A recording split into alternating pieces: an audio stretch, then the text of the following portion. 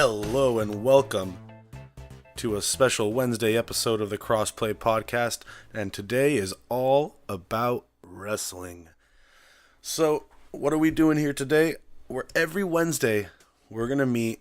We're going to keep it pretty short for now, maybe 10, 15 minutes. We're just going to talk a bit about wrestling, what's gone on in the world of wrestling this week, and maybe make some predictions, and every once in a while, we'll even look back into the past. So, let's get started. We're going to get started with some news here today. Alberto Del Rio, current GFW champion, has been suspended from GFW. So here's the story. Him and Paige were arguing in a Florida airport. He was arrested on Sunday night for domestic, some sort of domestic abuse or domestic violence call.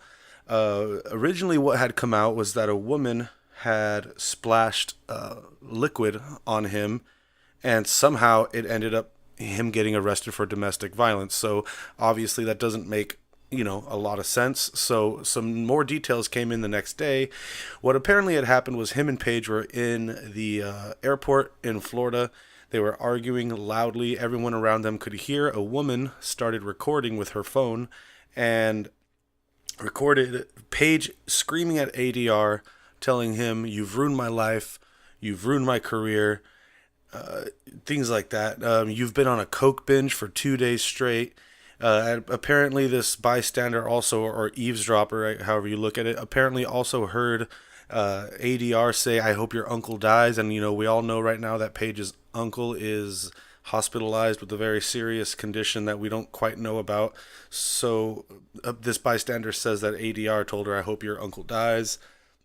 Apparently it was a thing between them. I think what happened was the lady heard, what was going on, got offended, and basically got involved, which she shouldn't have. It wasn't really her situation to get involved in, you know what I mean? So this is really dangerous. This whole relationship between Paige and Alberto Del Rio seems to really be a tragic saga in the making. You got your Kurt and Courtney's, your Macho Man's, and your Elizabeth's, and apparently you got your Paige and Alberto Del Rio's now too. There just seems to be a lot of rifts in this relationship constantly. There doesn't seem to be a lot of good news coming out. They've been through a lot. They seem to love each other. I can't say I'm on the outside. So are you. So are we all. All we can do is comment from the outside. And I worry for Paige. She's a fantastic in-ring performer, a great worker. So is Alberto Del Rio. He's a great character. He's fun to watch. He's a great wrestler. There's really nothing bad to say about that side of them and that side of their lives, but I think these two together, from my outside perspective, are toxic. I really worry for Paige, and I don't know, man. I just really hope they both can find some peace and get healthy and get back to wrestling again. So, for now, GFW, Global Force Wrestling, formerly TNA, has suspended him indefinitely. That really makes things worse for GFW, and right now what they do not need is more problems, and that's what they kind of got here. So it's a worrying situation all around. Coming up next here, we got JR said on his Twitter this morning that Medusa, Alundra Blaze, will join him with Lita on commentary for the Mae Young Classic, which kicks off Thursday, July 13th. It's going to be exclusive on the WWE Network, and here's what it is. It's 32 female competitors from 17 different countries. It's kind of like the Cruiserweight Classic. It's kind of like the Dusty Rhodes Tag Team Classic. They're kind of making this a yearly thing, and I think that's fantastic. To give you my honest opinion on this, they're going to have something to prove. I was really excited for the Cruiserweight Classic because I've always been a fan of Cruiserweights. I was really excited for the Dusty Rhodes Tag Team Classic because the current tag team crop is some of the best in the world. But let's be honest, women's wrestling has not always been the most exciting and the most athletic part of sports entertainment. So they're going to have something to prove to me. I'm not really going to go into this knowing that it's going to be great like I did the Cruiserweight Classic. I'm really, though, excited to see the different fighting styles we're going to see. There's 32 competitors, like I said, from 17 different countries. That means we're going to see a lot of different styles, like same thing in the Cruiserweight Classic. A lot of the WWE universe was introduced to British strong style. They were introduced to catch wrestling. Some people even had their first exposure to real luchador wrestling, like we saw with Grand Metalik. So I think it's going to be a lot of the same thing with that. whereas we're going to see a lot of different styles we've never seen before. Maybe there's some cool Chinese style we never see because Mickie James doesn't do that. Do you know what I mean? So that'll be really exciting. I am cautiously optimistic. I trust WWE to pull off something great here. We'll see, though. Time will tell. But I will be watching. I definitely will be watching. It kicks off July 13th, Thursday, on the WWE Network. So go see it there if you think that's something you're going to be interested in. So let's quickly talk about Raw. In fact, I just want to talk about one single aspect of Raw, with the whole Kurt Angle, Corey Graves, weird love triangle, who the hell knows what's going on type thing. I want to make a prediction here. What happened at the end of Raw this past Monday was Kurt Angle got a call from somebody, and he was sitting on the phone with them saying, "There's nothing to be ashamed of. I love you. We'll get through this." He was also saying things earlier in the show along the lines of, "I could lose my family," things like that. So he's really alluding to a lot of different outcomes that all are really dramatic and interesting. So I have a prediction, though. In a podcast last week, we talked about how interesting it was that WWE has brought on Dixie Carter for the Kurt Angle Homecoming documentary on the WWE Network, because they've always treated her like the plague and tried to distance themselves from her as much as possible. But they've kind of shoved her into everybody's conscience with that documentary. And I predict that next week, Dixie Carter will make her first ever appearance on WWE programming. I think this somehow, I don't know what exactly, if there's a weird love angle. I don't think there is. That would be really weird. I mean, WWE does weird things, so you can't really put it past them, but she's going to somehow be involved. She's from Nashville. Raw takes place, you guessed it, in Nashville next Monday. So it's going to be really interesting.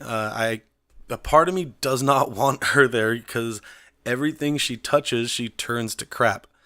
So I'm really worried about her having any of creative control, anything that where she's in a position to hurt the WWE. They've kind of been on the uptick lately, and I would really like to see them become a victim of bad booking. But time will definitely tell. So moving on now, we're gonna do a little bit of a Raw rewind.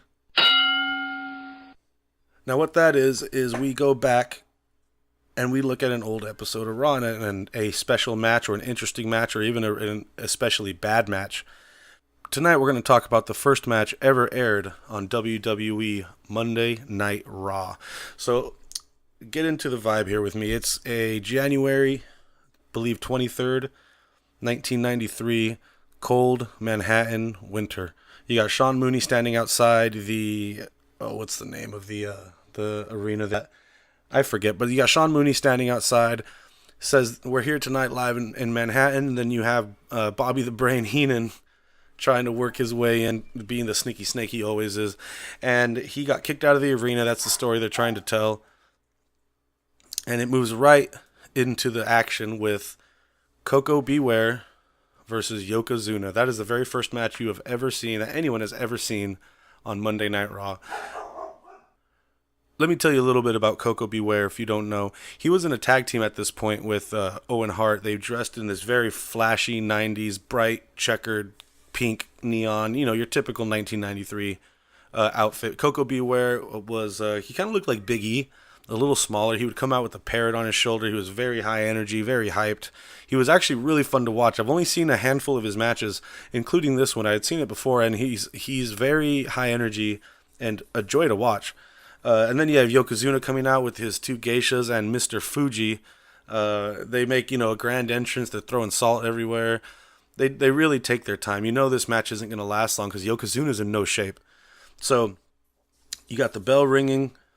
The announcers immediately start ignoring the action. All they can talk about is how fat Yokozuna is. One of the announcers, one of the worst announcers ever in Raw history, Rob Bartlett, is there, and all he can do is two things: call him fat and mispronounce his name. He calls him Yokozuna the entire match, and it's hilarious because you can hear Vince McMahon try to correct him. "Oh yeah, Rob, that's Yokozuna. He is definitely a big gentleman." And he tries to correct him, and Rob just completely ignores it. "Yeah, Yokozuna's huge." It's really cringy, and you could really hear Vince's disdain for Rob Bartlett. It's pretty funny. So in the match, Koko B. Ware has to bring all the energy. Yokozuna is completely no-selling these cross-body blocks, these clotheslines, these flying elbows. I don't know if he's no-selling them because he's built as a monster or just because he can't.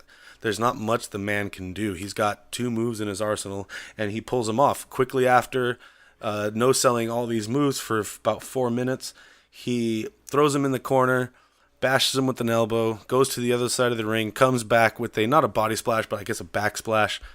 Koko B. Ware lays on the mat, sets him up for the bonsai drop, where Yokozuna goes and stands on the second turnbuckle, jumps, and lands right on his chest. They call him a pancake. Macho Man Randy Savage, who is also on commentary, says that he's so flat he can be slid under an office door. And so the match overall was just over 5 minutes long. It was actually pretty entertaining. I've seen worse matches on Raw last week. So it was really good and easy to sit back and watch these old episodes of Raw because they're only 45 minutes long. It's a great nostalgia trip. If you have the WWE Network, you can go watch those at any time. And that's it for today, guys, here on the Crossplay Wrestling Podcast. This is our special Wednesday episode. You will only be able to get this on Patreon or on our YouTube channel. If you feel like you want to support us and you like what you hear and you want to help us get bigger and better and louder, please go support us on Patreon at patreon.com/crossplay. I'm going to let the outro do the rest of the back work for me there. We'll see you guys this coming Monday for a gaming podcast. See you then.